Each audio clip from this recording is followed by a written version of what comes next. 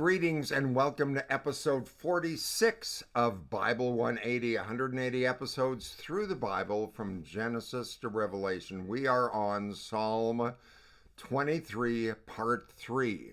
Part 3. Now, think about this. Have you ever in the last while kind of felt a little depressed or discouraged or doubtful? Have you ever in the last while felt a little overwhelmed or overburdened? Have you been just kind of stressed out about something that's happening in your life? Think of the time when all your get up and go has got up and went. To finish these sentences with me, I'm all stressed out. I'm had it up to here. I'm ready to throw in the towel. I'm all tuckered out. I'm sick and tired. I'm stretched to the limit. I mean, you know the sentences. You know what you may be feeling if you know those sentences. And that's why the part of the psalm that we're on today might be helpful. It is, yea, though I walk through the valley of the shadow of death, I will fear no evil, for thou art with me. Thy rod and thy staff, they comfort me.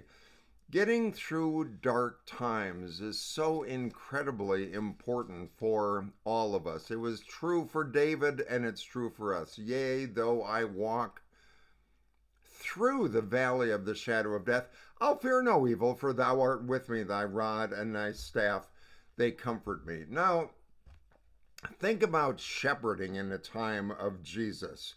What it means to shepherd sheep. Jesus, the good shepherd, us, the sheep. Now, I personally don't like being called a sheep. I mean, I don't really like sheep. Sheep are kind of, they have their reputation for not being very smart. They're not bright animals. They're difficult to herd. They tend to graze away from the shepherd and kind of wander off on their own. And then all of a sudden they find themselves away from the flock and in trouble. That's why it was important to have shepherds for dumb sheep, to protect them, to bring them to pastures where there would be grazing lands and fresh water. At the time of Jesus, shepherds and sheep had kind of a yearly migration pattern. I think that's kind of interesting. Most of the shepherds in Jesus' time would bring their sheep up the mountain ranges when the winter was over and spring was beginning. As spring progressed, they would slowly graze and eat their way up the mountain, and as the winter snows receded, the grass was greener up there. In the middle of summer, they were generally well up their way to the highest elevation. As fall came, there was usually a cold, wet rain that would begin to blow across the mountain ranges, and that would force the shepherds to lead their flocks back down to the lower elevation. Finally, as winter came, the shepherd would bring his flock together in the ranch headquarters where the sheep would be together, and they would spend the winter there.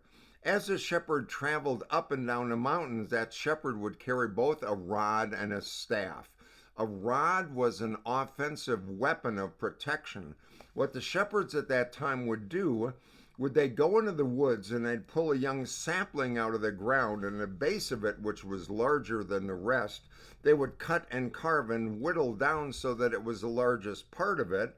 And then the branch of that sapling would be a little more supple. So the bulb on the end, heavy bulb at the end, they would use as a club, really. That would be a defensive tool to protect the sheep from coyotes and wolves and stray dogs and lions and tigers and bears, like David fought when he was protecting his flock. Now, the shepherd's staff was more something used for guidance, with the long shepherd's crook at the top of the staff that would lead and guide the sheep to safety.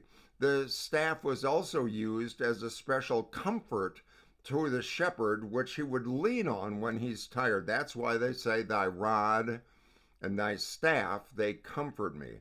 During the winter, when the sheep were recovering from going up and down a mountain, the sheep would stay at the ranch headquarters in the valley where they needed the shepherd's rod and the staff less, and they had their most intimate time there with the shepherd at the ranch headquarters. It was down at the ranch in the valley when they were able to receive the most personal attention day and night, a time when the shepherd was most close to his sheep and they were most closely together with one another.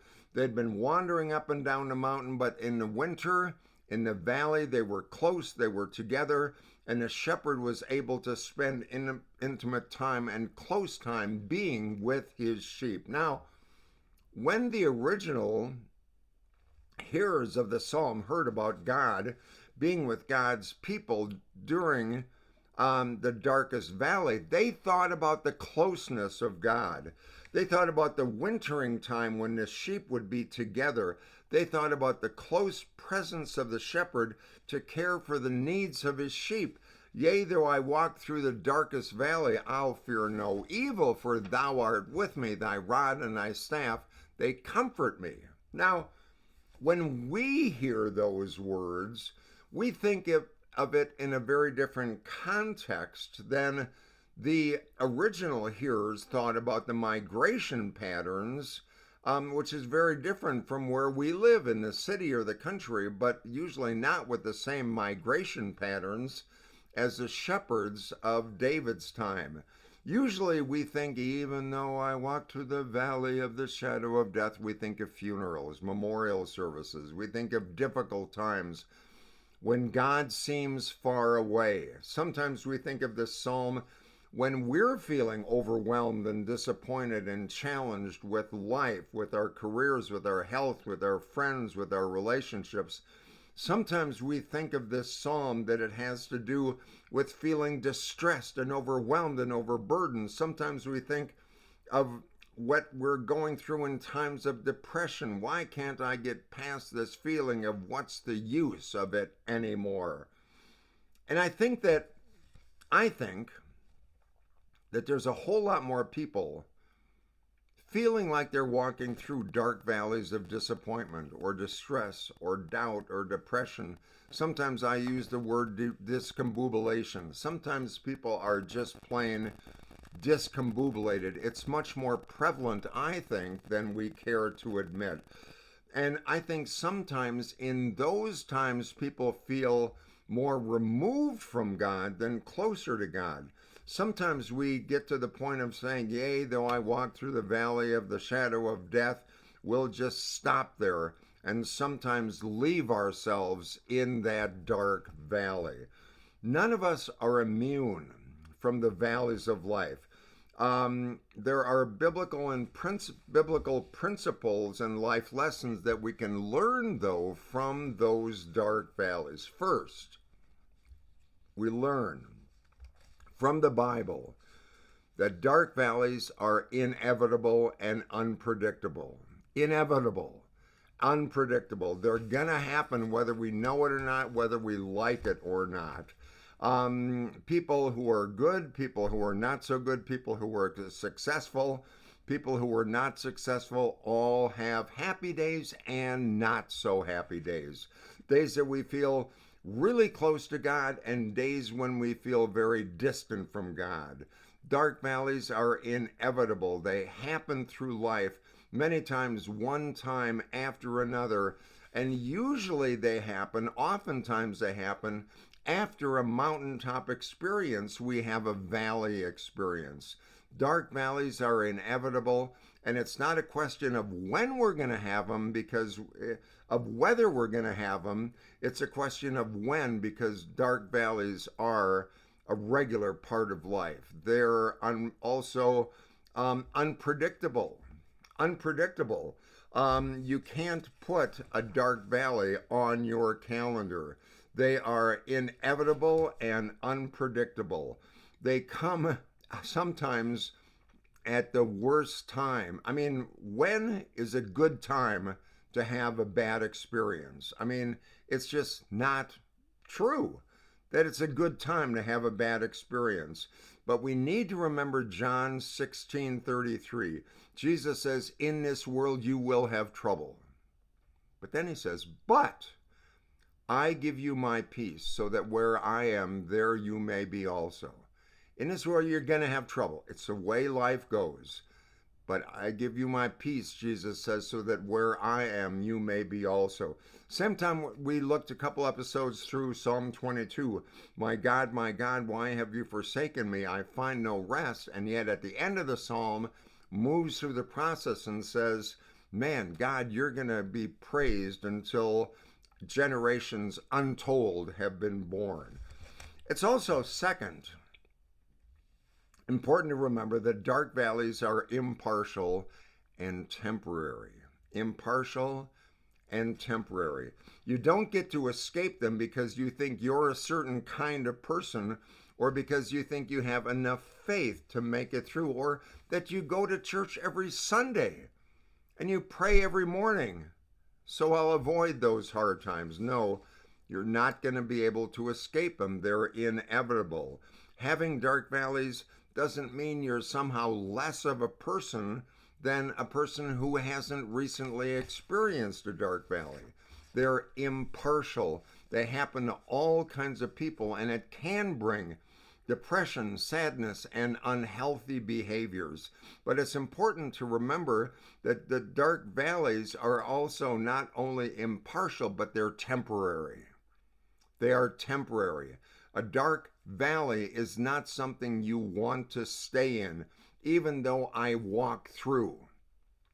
Even though I walk through the valley of the shadow of death, it's temporary. You don't camp your whole life in a dark valley. You walk through it. It's temporary. You walk through. And you don't set up permanent residence in 101 Death Valley Road. Dark valleys are meant to walk through, not reside in. You're not going to be a permanent victim of that valley. So think of that. It is impartial, and it's also temporary. Third thing, dark valleys can be purposeful. It can be purposeful. It's great to be on a mountaintop. It's great to have those kind of experiences, but most of life is not lived on a mountaintop. It's on the slopes, going upward or downwards, or in the valley. Dark valleys can be purposeful if we ask ourselves in those difficult times, what can I learn from this dark valley that will make it my life better or stronger or more resilient when I walk through it? Use those dark valleys for a purpose. Find meaning and strength from it, and come out of it a better person, but also a close person closer to God. In a dark valley, ask yourself, am I going to walk through this and become bitter or better? Am I going to have that difficult experience and because of it become bitter or better? So what do we do as we walk through the inevitable valley of the shadow of death, when life isn't turning out the way we wish it would, when things happen that are beyond our control and beyond our comprehension? First, three things. Refuse to be discouraged. I will fear no evil. Refuse to be discouraged and become a victim of the valley. God gives us strength. I will fear no evil. God gives us strength and courage and hope. Remember those t-shirts and no fear t-shirts? That should be the mantra of every Christian. No fear. I fear no evil. Second, refuse to be discouraged. Remember, you can't always go around the valley. You can't go under the valley. You can't go over the valley. You can only go through the valley. I will fear no evil, for thou art with me. Thy rod and thy staff, they comfort me. Second, remember that God is with you. Remember that God is with you. That's a constant witness of the Bible, that God is with us. You are with me, Psalm 23 says. God is with us in and through those dark valleys.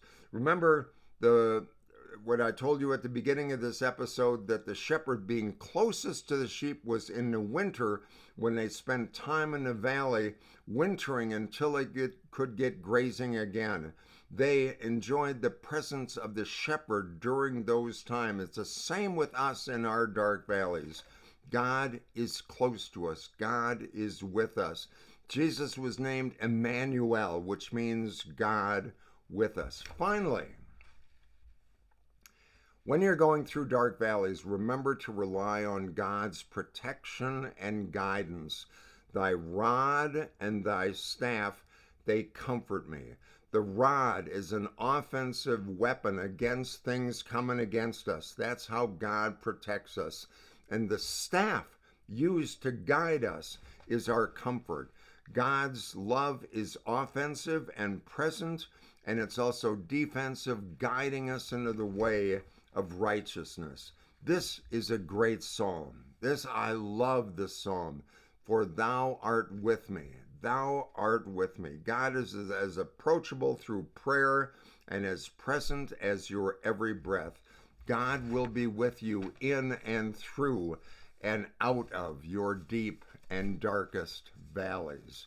So even if you're in one right now, wake up tomorrow morning and say, it's gonna be a great day. Not everything might go great, but everything will go much, much better if you look for those things which will be great. And then be grateful. Be grateful. And be grateful, Paul says in Colossians 3:16. You take care. Take care. Good care. And I look forward to being with you in the next episode. Until then, we'll see you soon. Bye-bye.